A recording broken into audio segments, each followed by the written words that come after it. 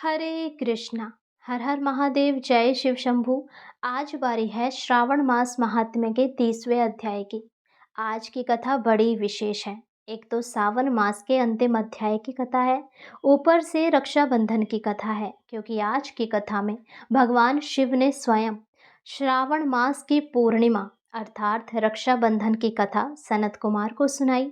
जो भी सच्चे मन से इस पूरी कथा को सुनता है, भगवान शिव स्वयं उसके भाई की, उसके भाई बंधुओं की, उसके परिवारजनों की रक्षा करते हैं और उन्हें सारी आपत्तियों से मुक्त कराते हैं। आइए आज की कथा आरंभ करते हैं। भगवान शिव मुस्कुराते हुए बोले, हे सनत कुमार, सुनो। श्रावण मास की पूर्णिमा तिथि को किया गया रक्षाबंधन व्रत अत्यंत पावन और शुभ फलदायक होता है। यह व्रत देवताओं की रक्षा हेतु प्रारंभ हुआ था। आओ मैं तुम्हें इसकी कथा सुनाता हूँ। अब भगवान शिव सनत कुमार को कथा सुनाते हुए कहते हैं, प्राचीन काल में जब दैत्य और देवताओं के बीच घोर संग्राम चल रहा था, तब देवताओं की स्थिति अत्यंत कठिन हो गई। इंद्रदेव घबरा उठे और वे देवगुरु बृहस्पति की शरण में पहुँचे और उन्होंने बृहस्पति देव के समक्ष खड़े होकर उनकी स्तुति की, उनके चरणों में बारंबार प्रणाम किया और कहने लगे, हे बृहस्पति देव, आपके चरणों में बारंबार प्रणाम है। आप देवगुरु है। हमें कोई ऐसा मार्ग बताइए जो ये संग्राम रुक जाए और हम सारे देवता दैत्यों पर विजय प्राप्त कर सके। ये सारी बातें सुनकर देवगुरु बृहस्पति बोले, हे इंद्र, श्रावण मास की पूर्णिमा को रक्षा सूत्र बांधने का विधान है। इस दिन यज्ञ करके रक्षा सूत्र सिद्ध कर उसे दाएं हाथ में बांधो। यह सूत्र देव शक्ति से ओतप्रोत होगा और तुम्हारी रक्षा करेगा। तत्पश्चात इंद्राणी, जो कि इंद्र जी की पत्नी थी, ने एक पवित्र सूत्र में मंत्रबद्ध रक्षा बांधी। जैसे ही रक्षा सूत्र उनके हाथ पर बंधा, इंद्र का तेज बढ़ गया और देवताओं ने असुरों पर विजय प्राप्त की।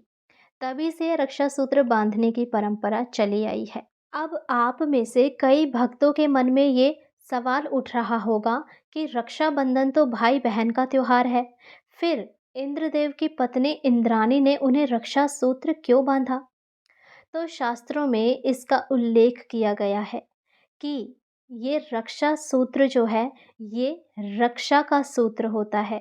इसमें रक्षा का अर्थ केवल भाई की बहन से रक्षा नहीं था, बल्कि किसी भी प्रियजन, राजा, देवता या परिवार की रक्षा की कामना थी। इसीलिए इंद्र की पत्नी इंद्राणी ने युद्ध में जाते हुए इंद्र को रक्षा सूत्र बांधा, ताकि वह सुरक्षित रहे और विजय हो। यह प्रेम व रक्षा की भावना का प्रतीक था, चाहे वह पत्नी का हो, प्रेम का हो या बहन का हो। इसमें ये ज़रूरी नहीं है कि सिर्फ भाई बहन राखी का त्योहार मनाएंगे। रक्षा सूत्र का अर्थ होता है जिसकी भी हम रक्षा करना चाहे।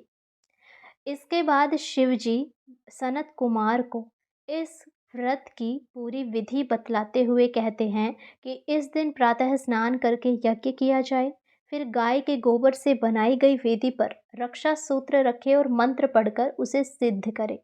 इसके बाद वह रक्षा सूत्र गुरु, ब्राह्मण, भाई या राजा को बांधा जाए। जो श्रावण पूर्णिमा को यह रक्षा व्रत करता है या करवाता है, उसकी आयु, यश, बल और विजय में वृद्धि होती है। बहनें इस दिन भाइयों की कलाई पर रक्षा सूत्र बांधे तो भाई की रक्षा स्वयं मैं करता हूँ। शिवजी बोले, हे सनत कुमार, यह व्रत केवल रक्षा का नहीं, अपितु विश्वास, प्रेम और धर्म का प्रतीक है। श्रावण मास की पूर्णिमा पर रक्षा सूत्र बांधना आत्मबल को पुष्ट करता है और समस्त दोषों से रक्षा भी करता है। इसीलिए श्रावण मास के जब पूर्णिमा आती है, तो हम जिसकी भी रक्षा करना चाहे उसे रक्षा सूत्र अवश्य बांधें और स्वयं भगवान शिव उसकी रक्षा करते हैं। तो ये था आज के श्रावण मास महात्म्य का अंतिम अध्याय।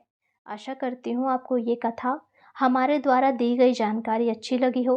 यदि पसंद आए तो वीडियो को लाइक करें, चैनल को सब्सक्राइब करें और कमेंट बॉक्स में हर हर महादेव अवश्य लिखें। हर हर महादेव। जय शिव शंभू।